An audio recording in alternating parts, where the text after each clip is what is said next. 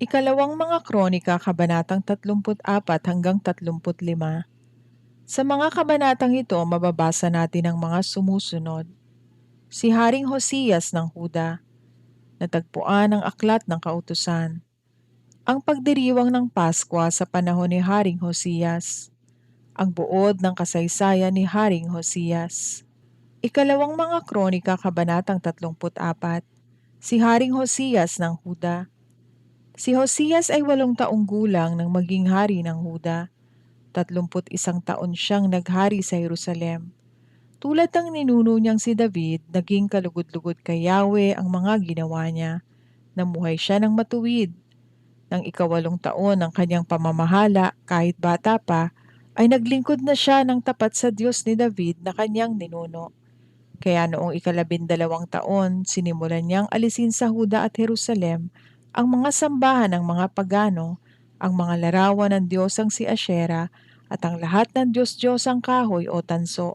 Ipinasibak niya sa kanyang harapan ang larawan ng mga Baal.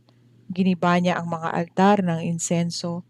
Winasak niya ang mga imahe ni Asyera at ang mga Diyos-Diyosang kahoy at ginto. Ipinadurog niya ito ng pinong-pino at ipinasabog sa libingan ng mga sumamba sa kanila. Ipinasunog niya ang mga kalansay ng mga paring pagano sa ibabaw ng kanilang mga dambana. Sa ganoong paraan nilinis ni Hoseyas ang Jerusalem at ang buong Huda. Ganoon din ang ginawa niya sa mga lungsod ng Manases, Ephraim at Simeon at sa mga nawasak na nayon sa paligid ng Neftali. Matapos niyang gawin ang lahat ng ito sa buong Israel, bumalik na siya sa Jerusalem. Natagpuan ang aklat ng kautusan. Inalis ni Hoseyas ang lahat ng karumal-dumal sa buong lupain at sa templo ng Diyos. Kaya't noong 18 taon ng kanyang paghahari, sinugo niya si Safan na anak ni Azalias, ang pinuno ng lungsod na si Maasiyas, at ang kalihim niyang si Joas na anak ni Joahaz, upang ipaayos muli ang templo ni Yahweh. Ibinigay nila kay Hilkias na pinakapunong pari ang pilak na nalikom sa templo. Ito ang mga nalikom mula sa mga taga-Manases, Ephraim, Benjamin, Huda, at iba pang mga Israelita at mga taga-Jerusalem. Tinipon ito ng mga Levitang naglilingkod sa templo. Ibinigay nila ang salaping ito sa namamahala ng gawain sa templo ni Yahweh para sa pagpapaayos nito. Ang iba namay ibinili ng mga bato at kahoy na gagamitin sa pag-aayos ng bubong ng templo na nasira dahil sa kapabayaan ng mga naunang hari ng Huda. Naging tapat ang mga taong katulong sa gawain. Pinamahalaan sila ni Jahat at Obadias, mga Levita buhat sa angkan na Merari, Zacarias at Mesulam sa sambahayan ni Kohat. Mga Levita rin na pawang bihasang manunugtog ang nangasiwa sa mga manggagawang naghahakot ng mga gagamitin at sa iba pang gawain. Ang ibang Levita ay ginawang kalihim, karaniwang kawani o kaya'y mga bantay. Nang ilabas nila ang salaping natipon sa templo, natagpuan ng paring si Hilkias ang aklat ng kautusang ibinigay ni Yahweh sa pamamagitan ni Moises. Kaya tinawag niya si Safan, ang kalihim ng hari, at sinabi, "Natagpuan ko sa templo ang aklat ng kautusan." Ibinigay ni Hilkias kay Safan ang aklat, at dinala naman ito sa hari nang siya'y mag-ulat tungkol sa pagpapaayos ng templo. Sabi niya, "Maayos po ang takbo ng lahat ng gawaing ipinagkatiwala ninyo sa inyong mga lingkod." Tinunaw na po nila ang pilak na nakuha sa templo at ibinigay sa namamahala ng trabaho. Sinabi rin ng kalihim ang tungkol sa aklat na ibinigay sa kanya ng paring si Hilkias at binasa niya ito ng malakas sa hari. Nang marinig ng hari ang nilalaman ng aklat, pinunit nito ang kanyang kasuotan. Iniutos niya agad kay Hilkias, kay Ahikam na anak ni Safan, kay Abdon na anak ni Mika, kay Safan na kalihim, at kay Asaiyas, ang lingkod ng hari, na sumangguni kay Yahweh. Ang sabi niya, "Sumangguni kayo kay Yahweh para sa akin, at para sa nalalabing sambayanan ng Huda at Israel. Alamin ninyo ang mga itinuturo ng aklat na ito. Galit si Yahweh sa atin dahil sinuway ng ating mga ninuno ang salita ni Yahweh at hindi nila sinunod ang mga utos na nakasulat sa aklat na ito. Ang lahat ng inutusan sa pangunguna ni Hilkias ay sama-samang sumangguni kay Hulda na isang babaeng propeta at asawa ni Salum. Si Salum ay anak ni Tokat at apo naman ni Hasra na tagapag-ingat ng mga kasuotan. Siya'y pinuntahan nila sa kanyang tirahan sa bagong bahagi ng Jerusalem at sinabi niya rito ang nangyari.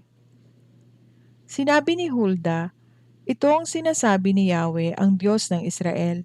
Sabihin ninyo sa nagsugo sa inyo na padadalhan ko ng malaking sakuna ang lugar na ito at padaranasin ng matinding hirap. Mangyayari ang lahat ng sumpang sinasabi sa aklat na binasa sa harapan ng hari ng Huda. Matutupad iyon sapagkat ako'y kanilang itinakwil at sa ibang mga Diyos sila naghandog at sumamba. Ginalit nila ako dahil sa mga Diyos-Diyos ang ginawa nila, kaya't hindi mapapawi ang galit na ibubuhos ko sa bayang ito. Ito ang sabihin ninyo sa hari ng Huda. Sinasabi ni Yahweh ang Diyos ng Israel, nakita kong buong puso kang nagsisi at nagpakumbaba nang marinig mo ang kanyang salita laban sa lugar na ito at sa mamamayan dito. Dahil nagpakumbaba ka, sinira mo ang iyong kasuotan at nakita kong tumangis ka nang marinig mo ang nakahanda kong parusa sa Jerusalem at sa mga naninirahan dito. Pinakinggan ko ang iyong panalangin. Kaya hindi mo na maaabutan ang parusang igagawad ko sa lugar na ito. Isasama kita sa iyong mga ninuno at mamamatay kang mapayapa." Ito ang kasagutang dinala nila sa hari.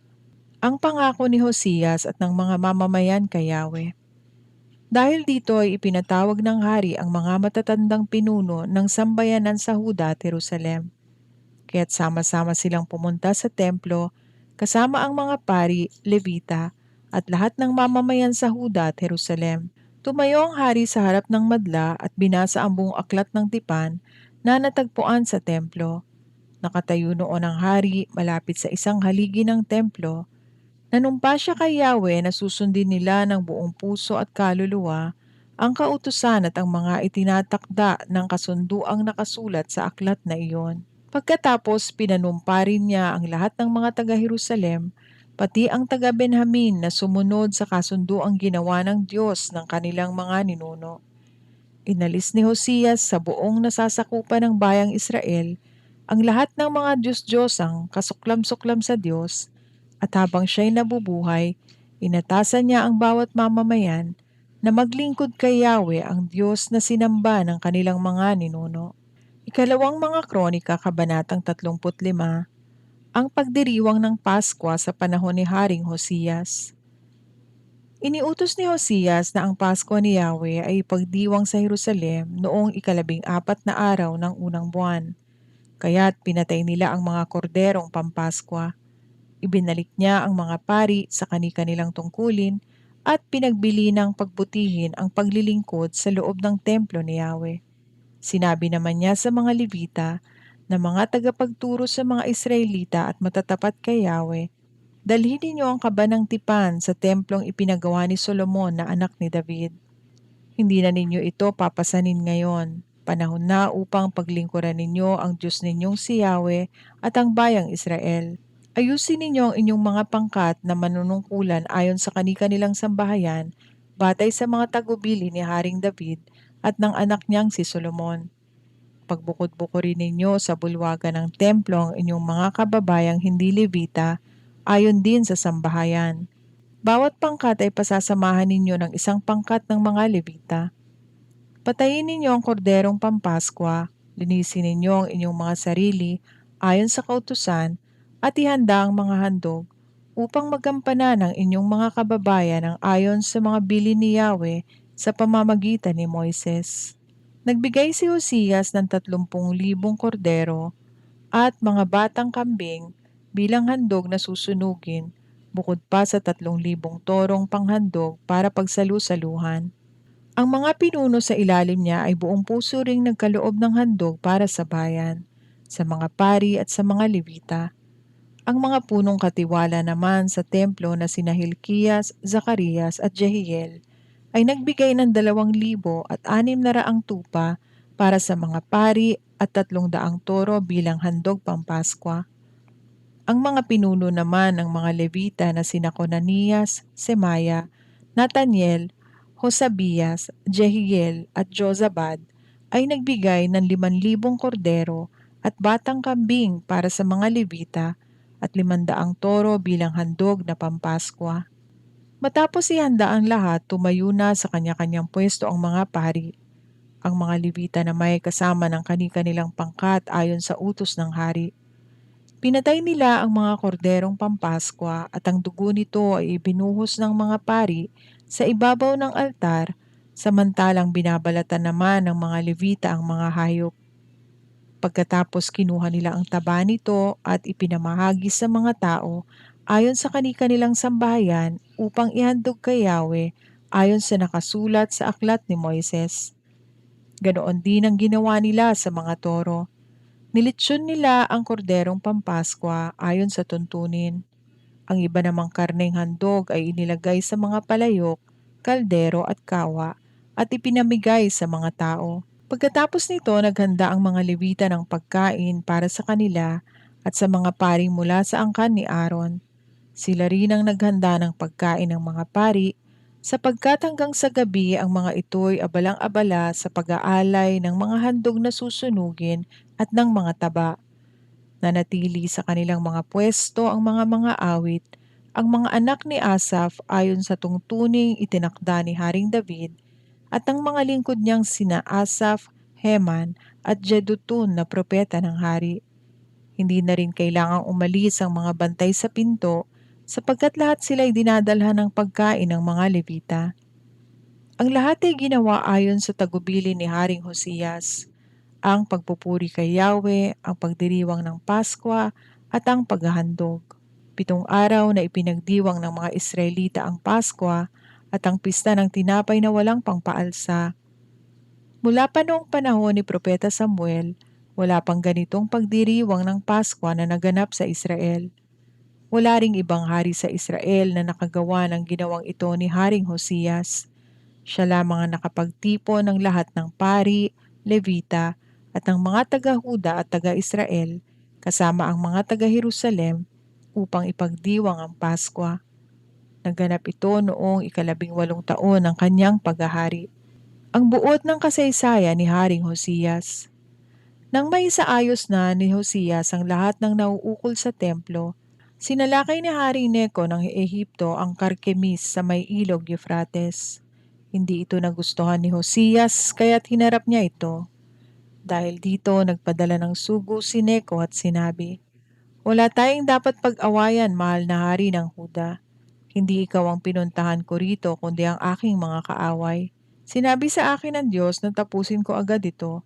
Kakampi ko ang Diyos kaya't wag mo na akong hadlangan kung ayaw mong puksain ka niya." Ngunit hindi nagbago ng isip si Hosias. Ipinasya niyang lumaban. Hindi siya naniwala sa sinabi ng Diyos sa pamamagitan ni Neko. Nagbalat kayo siya at pumunta sa labanan sa kapatagan ng Megiddo. Sa kainitan ng labanan ay tinamaan si Haring Hosias ng palaso at malubhang nasugatan, kaya't iniutos niya sa kanyang mga tauhan na ilayo na siya roon. Inilipat siya ng mga ito sa 2 karwahe at dinala sa Jerusalem. Subalit namatay din siya at inilibing sa libingan ng kanyang mga ninuno. Nagluksa ang buong Huda at Jerusalem dahil sa kanyang pagkamatay. Nagluksa rin si Jeremias at lumikha pa siya ng isang awit ng pagluluksa sa pagkamatay ni Hosias. Inaawit pa ito hanggang ngayon ng mga awit bilang pag-alala sa kanya. Naging kaugalian na ito sa Israel at ang awiting ito ay matatagpuan sa aklat ng mga pagluluksa. Ang iba pang mga ginawa ni Hosias at ang kanyang paglilingkod sa Diyos, pagsunod sa kautusan ni Yahweh, buhat sa simula hanggang wakas, ay nakasulat sa kasaysayan ng mga hari ng Israel at Huda.